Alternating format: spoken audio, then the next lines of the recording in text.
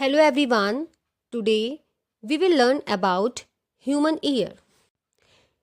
Human ear is a very important organ for us. Why is it important? ये important क्यों होता है? Because it helps to hear sounds. क्योंकि ये हमें sound सुनने में help out करता है. That's why it is a very important organ. Generally it consists 3 parts: outer ear, middle ear and inner ear. Now I'm going to tell you about these 3 parts with the help of diagram. As you see in diagram, जो हमारा ear है वो 3 major parts में divided है: outer, middle and ear. If we are talking about the outer ear में सबसे बाहर वाला जो part है that is pinna.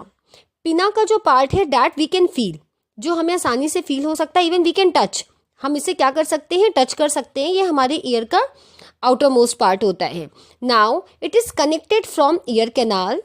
Year canal it is known as auditory canal as well. ये एक पैसेज होता है. Now at the end of the ear canal यहाँ पे एक और इम्पॉर्टेंट ऑर्गन होता है that is ear drum. Now, moving towards the ear bone. These are the tiny ear bones, 3 tiny ear bones which is present in middle ear, that is hammer, anvil and strip. Now, come to the inner ear. Inner ear में 2 और major important parts होते हैं. First is cochlea and second one is auditory nerve. Cochlea में आप लोग देख सकते हो it is a spiral like structure. Spiral like structure होता है जिसके अंदर क्या इंसर्ट होता है, फ्लूइड इंसर्ट होता है. What is the role of the fluid? I tell you this thing after some time. Now come to the auditory nerve. Auditory nerve होती है जो हमारे कॉक्लिया से क्या होती है, कनेक्टेड होती है. And finally it is connects to brain. हमारे ब्रेन से ये कनेक्ट होती है. This is the structure of the human ear. Now we will discuss all the 3 parts of human ear in detail. Come to the first part, outer ear. See, outer ear में यहाँ पे 2 important parts आ रहे हैं, pinna and eardrum. Pinna is what? Pinna is a flap-like structure. एक flap-like structure होता है and it is connected to the ear canal, जो हमारे ear canal से connected होता है. अगर मैं pinna का work बताऊँ, the main work of a pinna is to collect the sound from surroundings. ये सराउंडिंग से सारे साउंड्स को क्या करती है, कलेक्ट करने का काम करती है. Now all the collected sound basically passes through year canal. Ear canal क्या करते हैं, जितना भी कलेक्टेड साउंड होता है उसको अंदर की तरफ पास करते हैं. नाउ जो हमारा ईयर ड्रम होता है, जितना भी कलेक्टेड साउंड होता है which is basically falls over it, हमारा ईयर ड्रम में जाके क्या होता है, वो स्ट्राइक करता है. And all kind of a compression and rarefaction of the received sound vibrate in and out. तो आपने देखा यहाँ पे ईयर ड्रम का एक बहुत इंपॉर्टेंट रोल होता है, क्योंकि जितने भी वाइब्रेशंस होते हैं वो कहाँ होते हैं, ईयर ड्रम में होते हैं. मीन्स साउंड यहाँ से टकराई और टकराने के बाद यहाँ पे क्या हुआ, वाइब्रेशंस हुआ. Now come to the second part of ear that is middle ear. Middle ear में आपको यहाँ पे दिख रहा है, यहाँ पे 3 बोन्स होते हैं मिडिल ईयर में, हैमर, एनविल एंड स्ट्रिप. होता क्या है, जैसे ही साउंड वाइब्रेट होता है ना ईयर ड्रम में, तो ये जो वाइब्रेशंस होती हैं वो अंदर की तरफ पास ऑन होती हैं. कहाँ पे, इन तीनों बोन्स में. और इन तीनों बोन्स का वर्क क्या होता है, जितना भी वाइब्रेशन होता है ये उनको एम्पलीफाई करते हैं.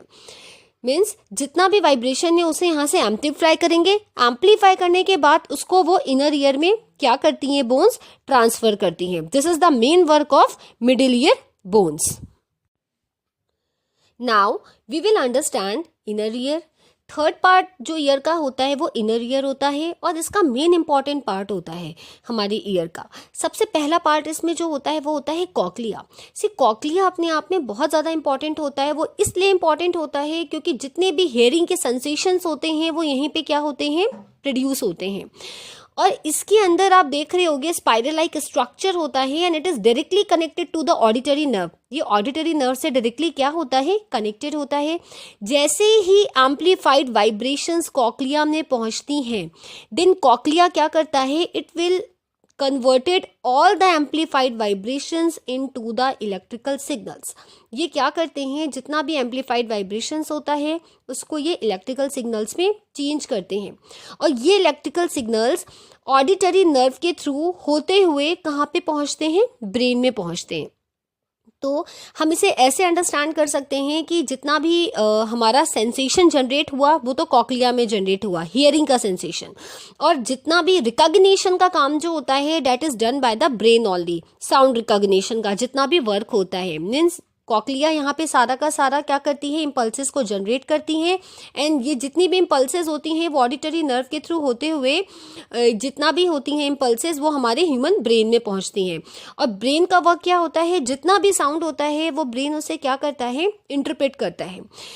तो कहीं ना कहीं जो हमारा ब्रेन होता है वो बहुत इम्पॉर्टेंट फंक्शन परफॉर्म करता है. आपने सुना भी होगा जितने भी हमारे सेंसरी ऑर्गन होते हैं वो कहीं ना कहीं ब्रेन से जाके क्या होते हैं, कनेक्टेड होते हैं. तो इसका मैं एक एग्जाम्पल आपको बताना चाहूँगी.